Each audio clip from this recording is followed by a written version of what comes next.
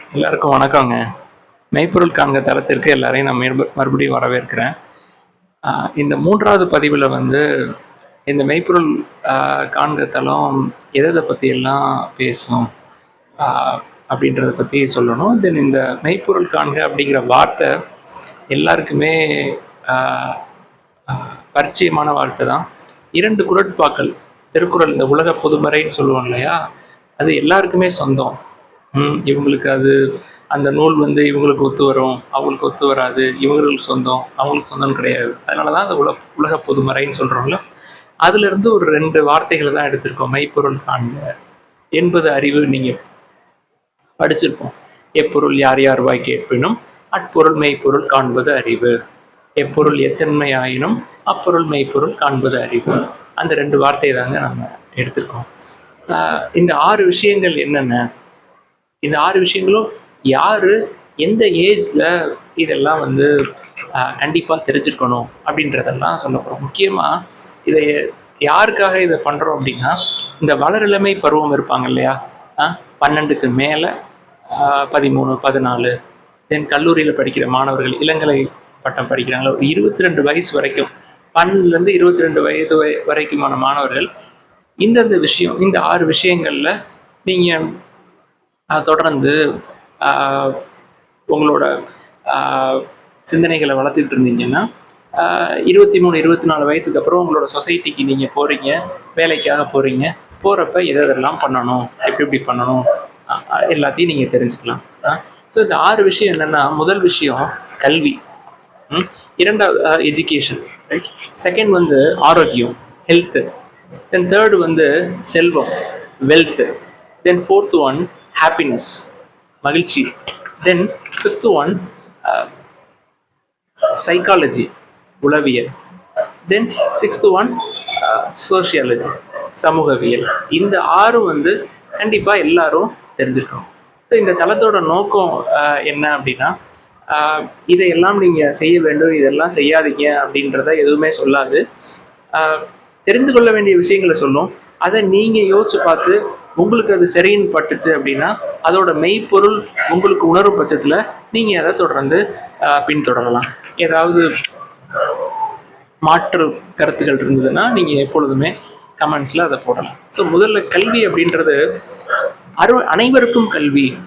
நான் வந்து ஸ்கூலில் இருந்தப்போ 6ஆம் வகுப்பு 7ஆம் வகுப்பு படிச்சுட்டு இருந்தப்போ 2001, 2002 சர்வ சிக்ஷா அபியான் அப்படின்னு சொல்லிட்டு அன்னைக்கு இருந்த union government, Atal Bihari Vajpayee government வந்து 6லேருந்து 14 வயது உட்பட்ட எல்லாருக்குமே அனைவருக்கும் கல்வி அப்படின்னு சொல்லி, அந்த செய்தி தான் எனக்கு கல்வியோட முக்கியத்துவத்தை பற்றி முதல்ல நான் கேட்ட செய்தி. எனக்கு வந்து ஓரளவுக்கு விவரம் தெரிஞ்சு கல்வியை பற்றி அன்னைக்கு நான் மாடர்ன் மெட்ரிகுலேஷன் பள்ளி இந்த சூரப்பள்ளத்தில் இருக்குது, பட்டுக்கோட்டையில், தஞ்சாவூர் மாவட்டத்தில், அங்கே படித்தப்போ அங்கே இருந்த பிரின்சிபல் சார் தான் இதை பற்றி எனக்கு சொன்னார்.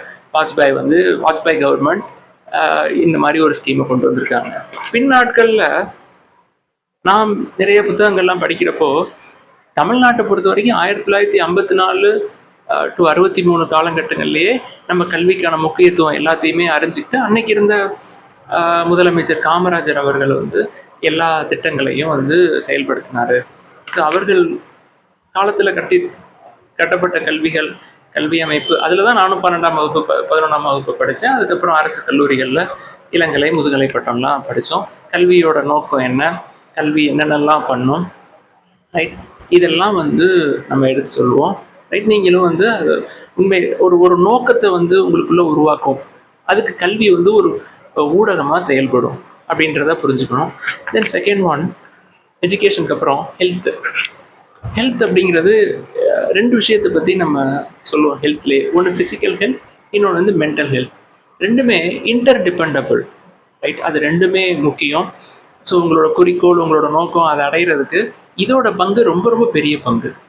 எப்படி வந்து ஃபிசிக்கல் ஹெல்த்தை நம்ம மெயின்டைன் பண்ணுறது, எப்படி வந்து மென்டல் ஹெல்த், டிப்ரெஷன், ஸ்ட்ரெஸ், இதெல்லாம் எப்படி ஓவர் கம் பண்ணுறது, அதுக்கான சிந்தனைகள், அதற்கான கருத்துகள், உங்களுடைய கேள்விகள் எல்லாத்தையும் பற்றியுமே இந்த மெய்ப்பொருள் காண்க தளம் பேசும். ஹெல்த்துக்கு அப்புறம் வெல்த். எல்லாருமே கண்டிப்பாக படித்து முடிச்சுட்டு ஒரு 23, 24 வயசு அப்புறம் சமூகத்துக்கு போய் நீங்கள் சேவை செய்வீங்க. அதுக்கான தொகை உங்களுக்கு கிடைக்கும். அந்த தொகையை எப்படி பெருக்கிறது, முக்கியமாக சேமிப்புகள், ரைட். ரொம்ப உங்களோட மொத்த சம்பளத்தில் இவ்வளவு தொகையை வந்து சேமிக்கணும். எப்படியெல்லாம் சேமிக்கிறது? தங்கம் வாங்கணுமா? சந்தையில் முதலீடு பண்ணணுமா?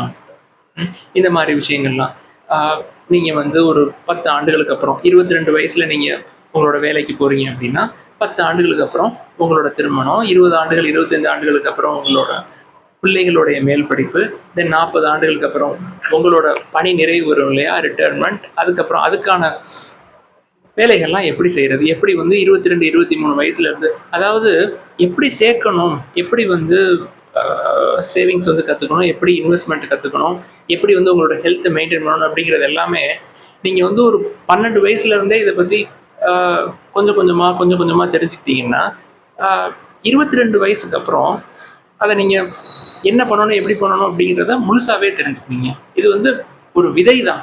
அந்த விதை வந்து முளைக்கிறதுக்கு இப்போ 12 வயதில் நீங்கள் ஃபஸ்ட்டு இந்த காலனியை பார்க்குறீங்கன்னா அது விதை முளைக்கிறதுக்கே இன்னொரு 10 ஆண்டுகள் ஆகும்.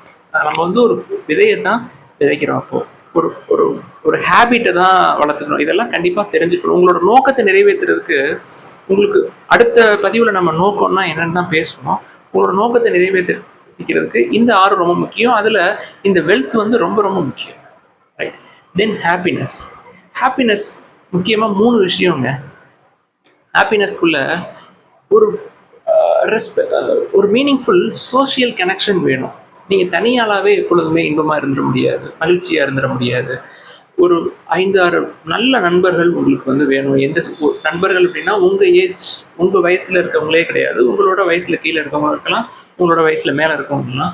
அருமையான நண்பர்கள் ஒரு 10 பேராவது வேணுங்க. எந்த சூழல்லையும் உங்களுக்காக உதவி செய்யக்கூடிய மனநிலை, நீங்கள் அவங்களுக்காக உதவி செய்யக்கூடிய மனநிலை, ஒரு மியூச்சுவல் அண்டர்ஸ்டாண்டிங் கண்டிப்பாக ஒரு டீம் வேணுங்க.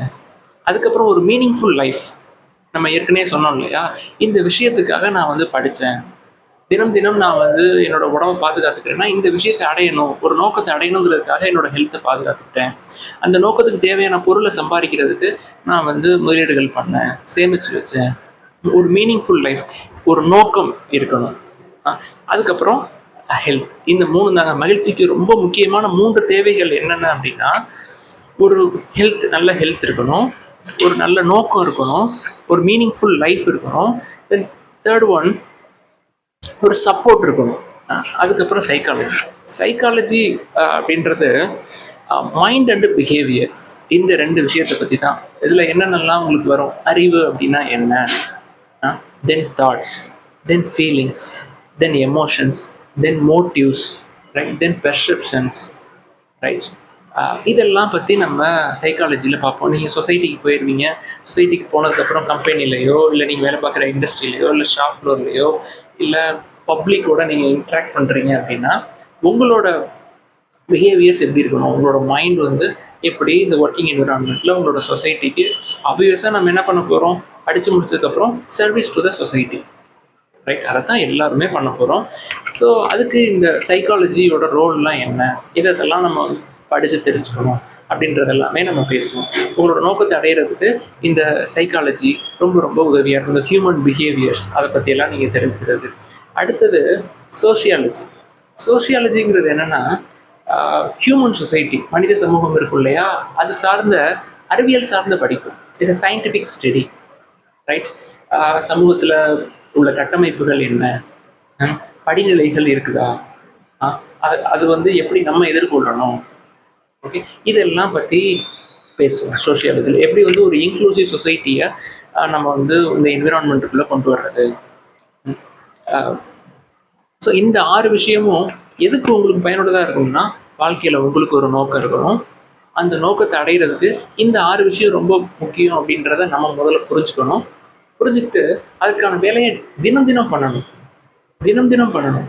ஒரு கல்வியாக இருக்கட்டும், இல்லை ஆரோக்கியமாக இருக்கட்டும், இல்லை செல்வமாக இருக்கட்டும், இல்லை மகிழ்ச்சியாக இருக்கட்டும், இல்லை உளவியலாக இருக்கட்டும், இல்லை சமூகவியலாக இருக்கட்டும், இந்த 6 விஷயமும் ஒவ்வொரு நாளும் உங்களோட நோக்கத்துக்காக இந்த 6 பரிமாணங்களில் நீங்கள் வந்து உங்களோட நோக்கத்தை பார்க்கணும். ஒவ்வொரு நாளைக்கு ஒரு படி எடுத்து வைக்கணும், ரைட். ஸோ இந்த தளத்துடைய நோக்கம் அப்படின்றது இதுதான். முக்கியமாக இந்த தளம் வந்து யாருக்காக அப்படின்னா, இந்த அடோலசன்ட் அப்படின்னு சொல்லுவாங்க இல்லையா, அவங்களுக்கு, இந்த நிலங்கலை பட்டம் படிக்கிற மாணவர்களுக்கு. அதற்கு மேலே நீங்கள் தொடர்ந்து பார்க்குறீங்கன்னாலும் உங்களுக்கு வந்து பயனுள்ளதாக இருக்கும். உங்களோட இது சம்மந்தமாக இந்த 6 தலைப்புகளில் உங்களுக்கு ஏதாவது சந்தேகங்கள் இருந்தது, இந்த தலைப்புகள்லாம் வந்து நீங்கள் விட்டுட்டீங்க, இதை பற்றி பேசுங்க. அதற்கு நடுவில் உங்களுக்கு ஏதாவது கேள்விகள் இருந்ததுன்னா, நம்ம கேள்விகள் எல்லாத்தையுமே வாரத்தோட முடிவில் உங்களோட கேள்விகள் எல்லாத்தையும் எடுத்து வச்சுட்டு, எனக்கு தெரிஞ்சது, எனக்கு தெரியாதது, என்னோட நண்பர்கள் இருப்பாங்க, அவங்கள்ட்ட எப்படி வந்து எல்லாம் இந்த கேள்விகளுக்கான விடைகளை அவங்கள்ட்ட இருந்து வாங்கி நம்ம இதில் பகிர்ந்துக்குவோம். எல்லாருக்கும் நன்றி. அடுத்த பதிவு நோக்கம். நோக்கம்னா என்ன? அந்த நோக்கம் எப்படி ஒவ்வொருத்தருக்கும் மாறும்? அந்த நோக்கத்தை வந்து நீங்கள் எப்போ நீங்கள் தெரிஞ்சுக்கணும்? அதெல்லாம் வந்து நம்மளோட அடுத்த பதிவில் பார்ப்போம். நன்றி.